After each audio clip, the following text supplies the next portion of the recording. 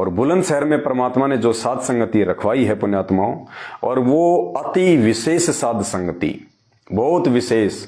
उस साध संगति को जब आप सुनेंगे जो परमात्मा ने रखवाई है, और वो साध संगति परमात्मा ने मंत्र कार्ड को लेकर रखवाई है पुण्यात्माओं। यानी मंत्र कार्ड में जो परिवर्तन परमात्मा ने जो करवाना था ज्ञान आधार से, जिन जिन आत्माओं को परमेश्वर की पहचान होती चली जाएगी, उस आधार से परमात्मा ने जैसे भक्ति बोध में पहले ही परिवर्तन करवा दिए, केवल अपने गुरुदेव की फोटो रखवाई है। बीच में पेज नंबर 61 पे परमात्मा ने संत रामपाल जी के चरणों की मैं सिर पे डारूं धूर आदि कुछ चेंज करवाया। उसी प्रकार से ये जो पहले वाला जो मंत्र कार्ड था, जिसमें ये गोविंद गुरु की फोटो लगी हुई थी, ऊपर कबीर जी की काल्पनिक फोटो है, नीचे हमारे पूज्य परमेश्वर संत रामपाल जी भगवान की फोटो है, फिर नीचे देखेंगे हम यहाँ पे सत्य पुरुष की फोटो। तो अब परमेश्वर ने वो चेंज करवा दिया है, ऊपर केवल हमारे पूज्य गुरुदेव, क्योंकि हमारे गोविंद गुरु यही हैं। और गुरु गोविंद दो नहीं भाई, जो दो समझेगा वो दोजक में जाई, वो नरक में जाएगा। तो परमेश्वर ने गोविंद गुरु की जगह पूर्ण ब्रह्म लिखवा दिया है। पूर्ण ब्रह्म का मतलब क्या है, गोविंद गुरु का मतलब क्या था, फोटो को हटवा के ये पूज्य गुरुदेव की पूर्ण ब्रह्म की यहाँ फोटो लगवाने का क्या मतलब है। और यहाँ जो सत्य पुरुष की फोटो हुआ करती थी, जो दाढ़ी मूछ वाली, अब ये वास्तविक जो सत्य पुरुष हैं धरती पे, जो सतलोक में अपने इसी रूप में बैठे हुए हैं, सतगुरु रामपाल जी परमेश्वर, वास्तविक सत्य पुरुष की फोटो दोनों जगह लगवा दी गई है। नया मंत्र कार्ड बन के तैयार हो गया है। बुलंदशहर की साध संगति में दास 100 मंत्र कार्ड लेके गया था, और वहाँ पे मंत्र कार्ड फिर थोड़े पड़ गए क्योंकि संख्या बहुत ज़्यादा थी वहाँ पे।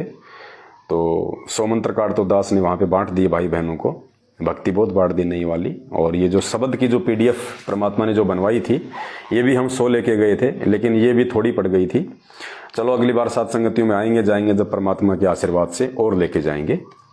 और एक विशेष साध संगति परमात्मा ने करवाई है, क्योंकि मंत्र कार्ड में चेंज होना कोई सामान्य बात नहीं है। इस चेंज को समझाना बहुत महत्वपूर्ण बात है, प्रमाणों के साथ, सबूतों के साथ में।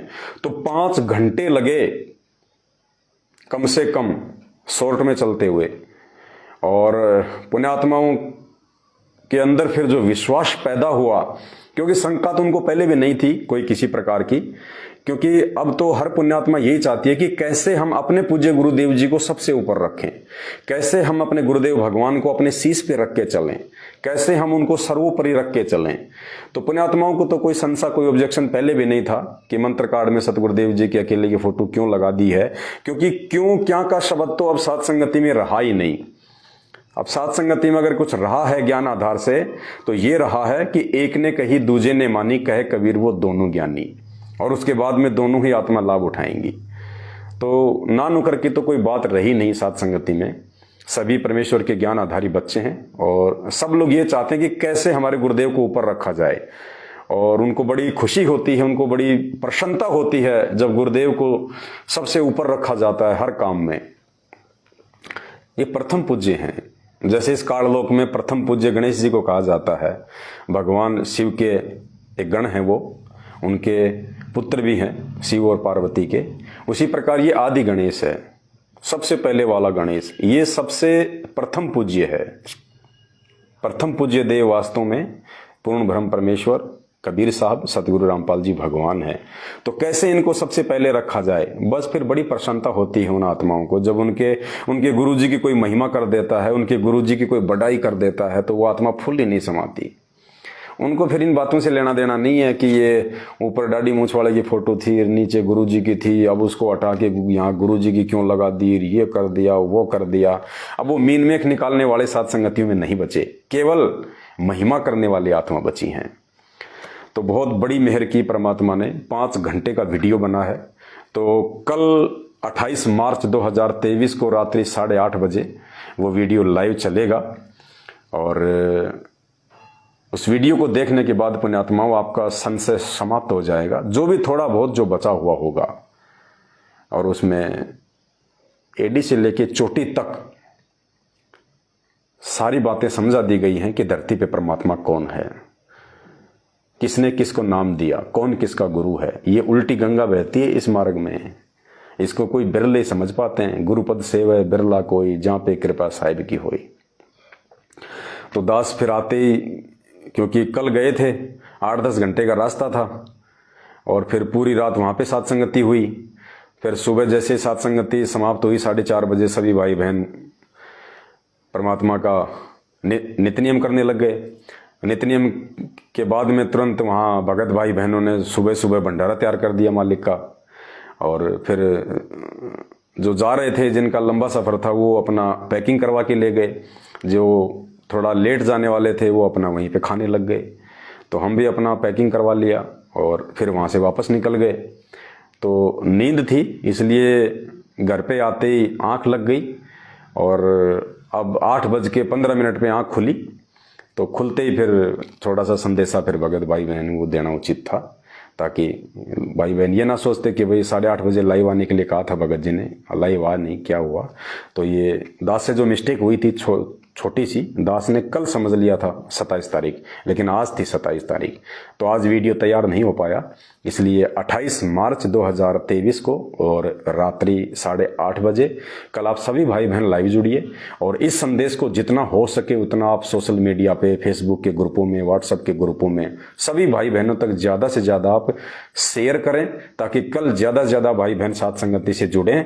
और इस मंत्र कार्ड में परमात्मा ने जो चेंजमेंट करवाया है उसको लेके अच्छे से भाई बहन समझ सकें, क्योंकि उसके बाद पुण्यात्माओं हमारे भाव बनेंगे कि ये प्रथम मंत्र क्या है।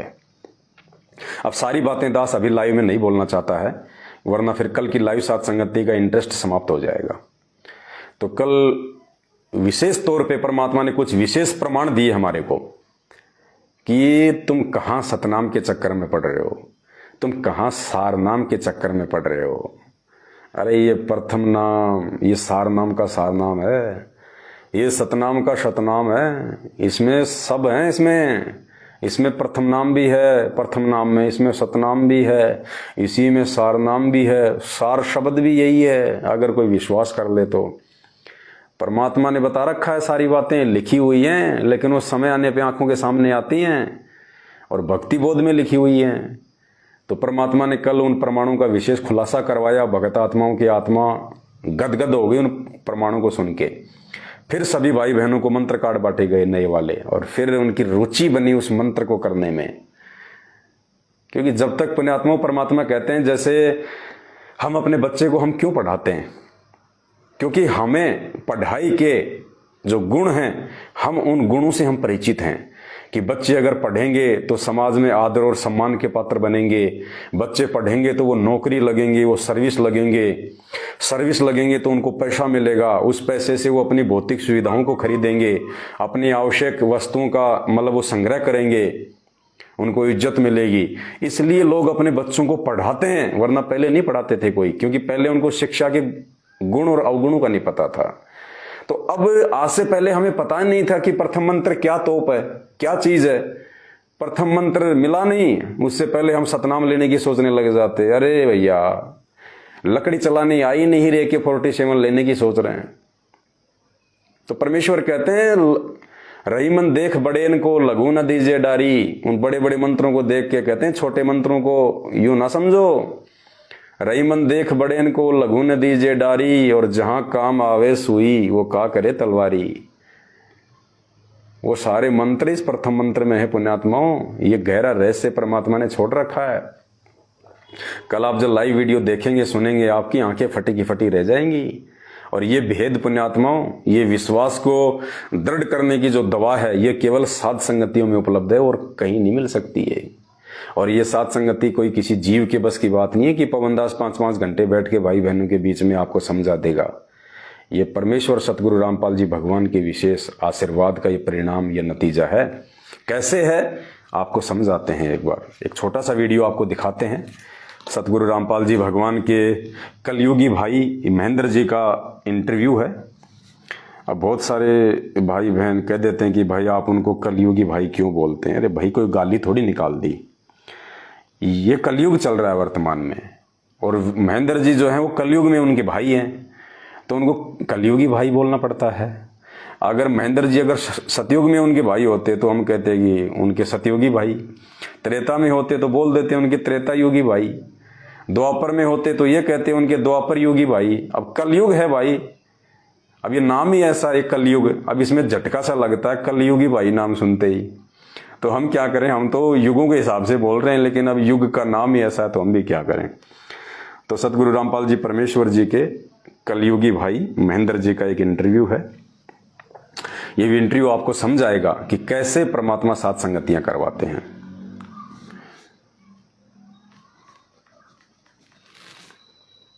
एक समय की बात है, शुरुआत में ये जुड़ गए थे महेंद्र जी सतगुरु रामपाल जी भगवान से, और उसके बाद में जब भी इनको समय मिलता था ये भी गुरुदेव के साथ में जाया करते थे जहाँ जहाँ समागम हुआ करते थे। तो ऐसी ही एक जगह समागम हो रहा था और थोड़ी संगत हुआ करती थी, गांव गांव गुरुदेव परमात्मा को भोग लगाया करते थे, हमें सिखा रहे थे कि कैसे भगवान को भोग लगाया जाता, अपने गुरुदेव को कैसे उनकी महिमा की जाती है। तो सत्संग के उपरांत एक बुढ़िया थी 60-65 साल की, सफ़ेद बाल आ रहे। तो बुढ़िया ने कहा गुरुदेव से, उस समय ये सभी लोग वहीं बैठे हुए थे गुरुदेव के पास में, महेंद्र जी वगैरह सब। तो बुढ़िया ने गुरुदेव से कहा कि भाई और तो सब बात ठीक है, मैंने एक बात देखी। और जी क्या? बोले जैसे आप सत्संग करने के लिए बैठे थे तो ऊपर से कमल के फूल पे एक दाढ़ी मूंछ वाला सफेद कपड़े पहने हुए एक व्यक्ति आपके अंदर आके समा गया, और जैसे आप सत्संग समाप्त किया वो कमल के फूल पे बैठा हुआ दाढ़ी मूंछ वाला आदमी निकल के वापस चला गया। तो गुरुदेव ने कहा कि भाई बुढ़िया फिर तेरी क्या सलाह, नाम ले ले।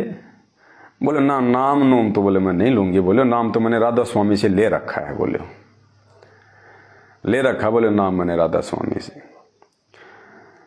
तो उसके बाद में महेंद्र जी ने जब ये बात सुनी उस बुढ़िया के मुंह से, तो महेंद्र जी ने गुरुदेव से कहा कि गुरुजी एक बात बताओ, क्योंकि ये लोग उस समय कहाँ इतना ज्ञान था, कहाँ परमात्मा की पहचान थी। ये तो बरवाला कांड के बाद अब सात संगतियों में पहचान हुई है परमात्मा की कि भगवान कौन है। तो महेंद्र जी ने कहा कि एक बात बताओ जी, हमारे तो समझ में नहीं आई। बोला भाई क्या? बोला जो भगवान की जो तलाश कर रहे हैं, जिनको भगवान की तलाश है, उनको तो भगवान दर्शन दे नहीं रहे, वो तो भगवान के लिए भटक रहे हैं। और जो भगवान को जानना नहीं चाहते, पहचान नहीं जानते, उनको भगवान आके उनको दर्शन दे रहा है। जैसे उस बुढ़िया को दर्शन दे दिए, लेकिन बुढ़िया भक्ति नहीं करना चाह रही। और उनके कहने का मतलब था कि हमारे जैसे भगत भक्ति कर रहे हैं, वो परमात्मा के दर्शन करना चाहते हैं, उनको परमात्मा दर्शन नहीं दे रहे। जबकि भगवान तो 24 घंटे उनके साथ में घूमता था, फिरता था। तो गुरुदेव ने कहा कि भाई ये गहरे रहस्य की बात है, तुम लोग अभी नहीं समझ पाओगे ये बात। तो परमात्मा ने उस बात को घुमा दिया। फिर महेंद्र जी ने कहा जी घुमाओ मत, हमें ये बताओ कि जो परमात्मा के लिए भटक रहे हैं उनको तो भगवान दर्शन दे नहीं रहा है, और वो बुढ़िया जो भगवान को चाहती नहीं है, फॉर्मेलिटी के लिए आई है, उसको भगवान ने अपने दर्शन दे दिए। अब भगवान कैसे समझाता महेंद्र जी को कि भगवान तो नालायक तेरे सामने खड़ा जिससे तू बात कर रहा है, और कैसे दर्शन देगा वो, कैसे दर्शन देगा? अरे वास्तविक रूप में तो दर्शन दे ही नहीं सकता, तेरे को पता है कितना तेजोमय शरीर है मेरा है। और दर्शन 24 घंटे दिए हुए तेरे सामने खड़ा है, उसको तू जान नहीं रहा, तू पहचान नहीं रहा। तो गुरुदेव ने कहा कि वे समय आने पे बताएंगे ये। तो कहने का मतलब है वहां तो परमात्मा साक्षात बैठे हुए थे सामने, और परमात्मा लीला करते थे वहां पे अपनी आत्माओं को अपनी शरण में लेने के लिए कि भाई मुझे भगवान ना मान के कम से कम उस दाढ़ी मूंछ वाले को भगवान मान लो, जो मैंने दिखाया है लीला करके कि मेरे अंदर से गया, मेरे अंदर आया, ताकि बुढ़िया ये सोच के ही जो है मतलब भगवान की भक्ति कर ले। और जब बुढ़िया के मुंह से ये बातें जब सब लोग सुनेंगे, तो गुरुदेव ने सोचा था कि ये मेरा भाई, ये मेरे साथ में रहने वाले, कम से कम इस चमत्कार को देख के ही, क्योंकि उनको तो भगवान वो मान नहीं सकते थे, अरे कम से कम इस लीला के आधार से ही अपने गुरु जी को भगवान मान लो कि ये कोई आम व्यक्ति नहीं है, उनको समझाने के लिए। क्योंकि परमात्मा एक तीर से अनेकों शिकार करते हैं। लेकिन ना तो वो बुढ़िया समझ पाई उस समय, और ना वो महेंद्र जी समझ पाए उस समय उन बातों को। सुनिए परमात्मा के मुकम्मल से। एक दिन संत रामपाल जी करनाल के अंदर एक भगत के घर गए हुए थे, और सतगुरु जी ने 3.5 घंटे के लगभग सत्संग किया। जब चलने लगे तो एक औरत ने जो काफी बुजुर्ग थी, कोई 65 साल के करीब उनकी उम्र रही होगी, उन्होंने कहा कि जी मैं आपसे कुछ बात करना चाहती हूँ। तो गुरुजी ने कहा ठीक है पूछो। तो उसने कहा जी आपने जैसे सत्संग समाप्त किया तो आपके ऊपर से कमल के फूल पर बैठा हुआ सफेद परमात्मा निकल के गया मानव सदर्श, और मैं कमल की पंखड़ी को बहुत दूर तक देखते रही ऐसे। तो संत रामपाल जी ने कहा फिर आपकी क्या सलाह है नाम लेने की?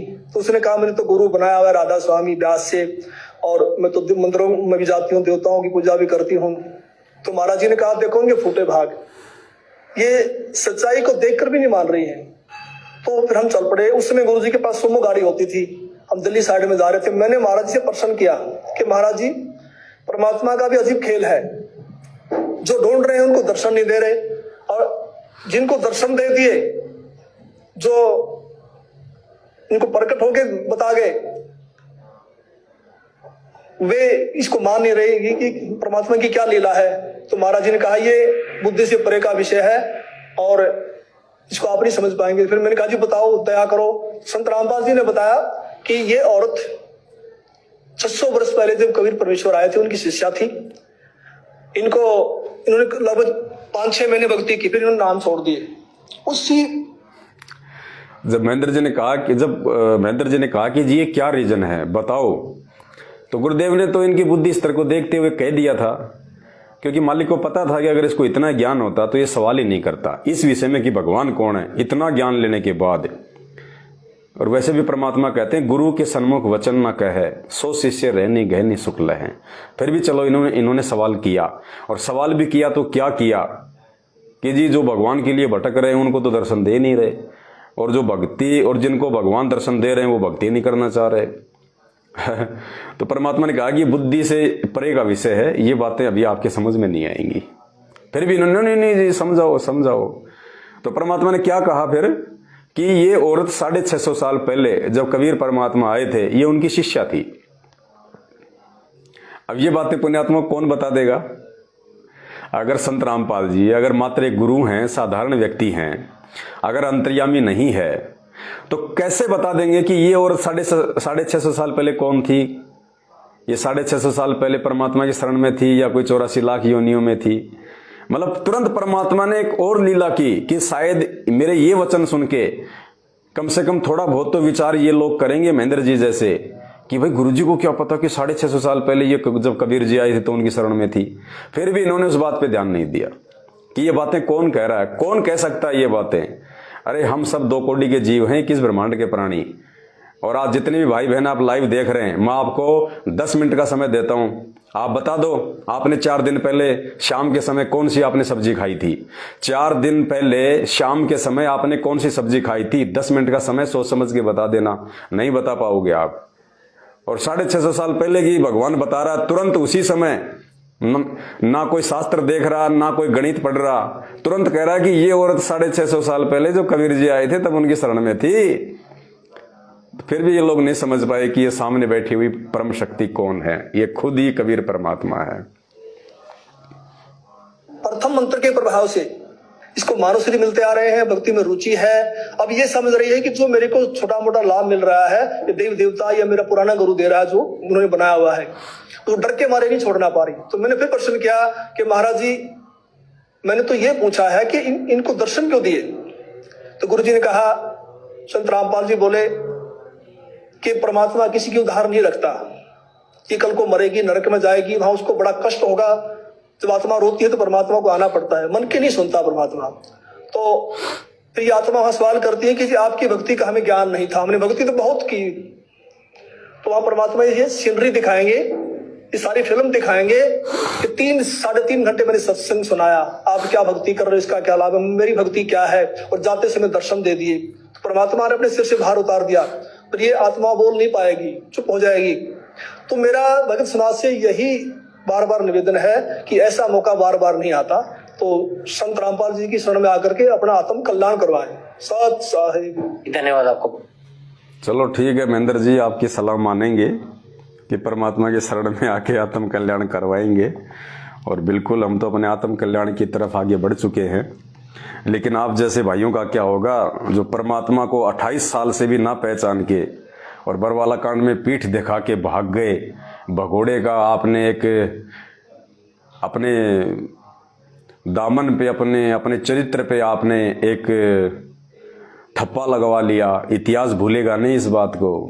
जब तक ये भक्ति चलेगी, जैसे राम और लक्ष्मण और भरत के किस्से आज लाखों साल बाद भी सुने जाते हैं, भाई भाई क्या होता है। तो जब तक ये भक्ति चलेगी, आप उनके भगोड़े भाई थे और 8 साल तक आप भगोड़े बन के घूमते रहे और बरवाला कांड में पीठ दिखा के भाग गए। ये भक्ति इतिहास इस बात को भूलेगा नहीं।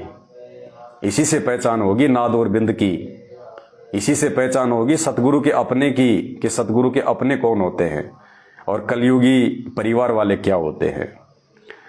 तो पुण्यात्माओं, परमात्मा कहते हैं विश्वास बिना भक्ति नहीं चलती। कहे कबीर सुनो भाई साधो, मैं तो हूँ विश्वास में। और साध संगतियों में गुरुदेव अपनी उन आत्माओं के अंदर विश्वास ही पैदा करवा रहे हैं जिनको परमात्मा ने इस कलयुग की बिचली पीढ़ी में सदा सदा के लिए मुक्त करना है। देखो पुण्यात्माओं, एक बात तो जैसे परमात्मा कहते हैं ना कि गांठ बांध लो, तो एक बात तो आप सभी भाई बहन गांठ बांध लो। अगर इस कलयुग की बिचली पीढ़ी में पूर्ण मोक्ष के अधिकारी कोई आत्मा बनेगी, अगर वास्तव में किसी का मोक्ष होना है और उसको सतलोक जाना है इस समय वर्तमान में, तो पुण्यात्माओं वो केवल साध संगति से निकलेगी। और दूसरा, धरती पे कोई स्थान नहीं है जहां पे आप भगत बन सको, आप एक विश्वासी और दृढ़ भगत बन सको, आप एक मर्यादित और अपने गुरुदेव को भगवान मानने वाले भगत बन सको। केवल साध संगति में ही पतिव्रता पद की, संत रामपाल जी भगवान के, उस कबीर परमेश्वर के यथार्थ 13वें पंथ की भक्ति है। अन्यथा धरती पे भक्ति नहीं है। इन आश्रमों में केवल 12वें पंथ की भक्ति है, और वो भी मर्यादा विहीन, क्योंकि वहां पे सबकी पूजा होती है, वहां पे सबको माना जाता है, सबकी जय जयकार की जाती है।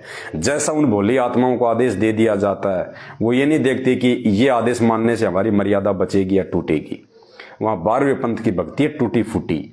यथार्थ 13वें कबीर पंथ की, सत कबीर पंथ की, सत सुकृत पंथ की अगर भक्ति है तो साध संगति में है।